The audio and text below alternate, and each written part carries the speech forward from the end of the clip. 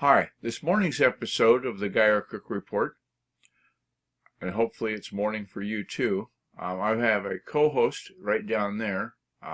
Ivan is from Serbia,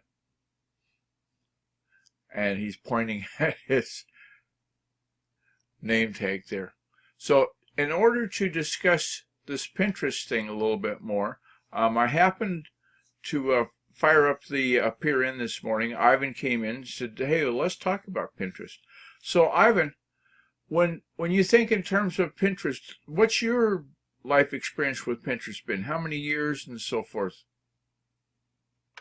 Well, my first Pinterest account got hacked.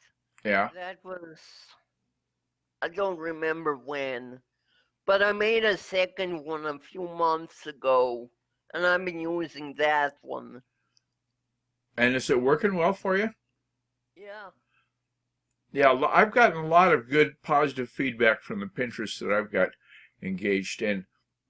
It's been a great performer in terms of how many users come visit, what their interests are, and so forth. And Pinterest descriptions are a big part of having that work.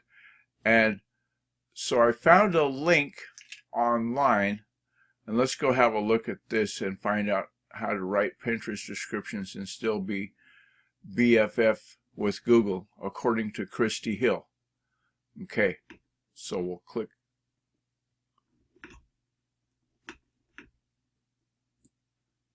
And there you have it. ChristyHill.com is the website. You can see the logo up there in the corner.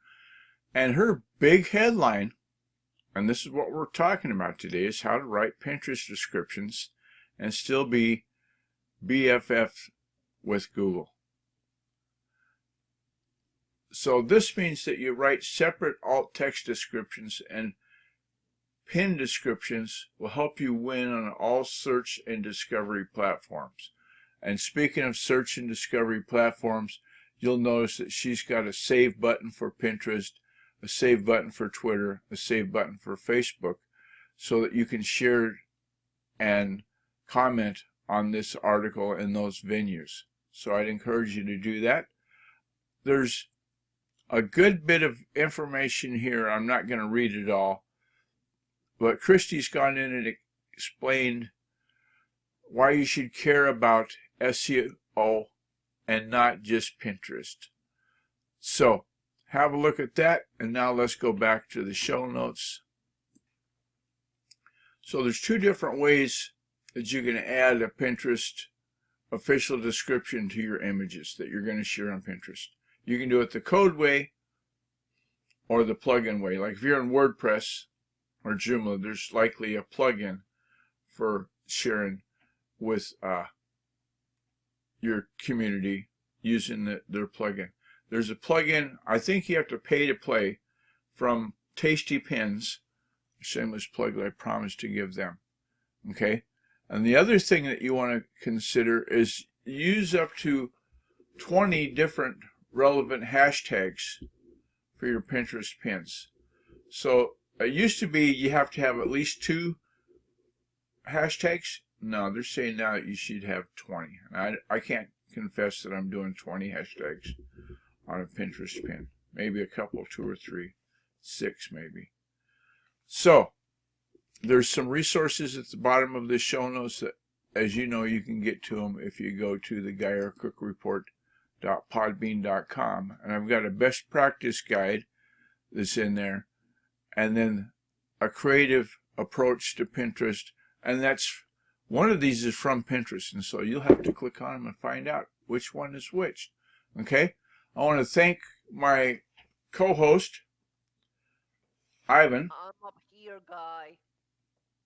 Oh, no, you're down here for me. Oh. So, But on my screen, you're down there. well, Serbia always gets... Bye, guys. See you later. Right. Have a great day in Serbia. Thanks for being with us today. Thanks to all the patrons of the Guy R. Cook Report. We couldn't do it without you. We appreciate your support. And then you're in the show notes. Take a look at the links there. We're available on Podbean and a number of places. There's future episodes coming up Monday through Friday. We'll talk about this at 7 a.m. in a discussion and more detail. There's the Guy R. Cook Report credits list. There's a link for it right there. And so that I don't mangle any more verbiage, that concludes this episode of the Guy R. Cook Report. It's a wrap.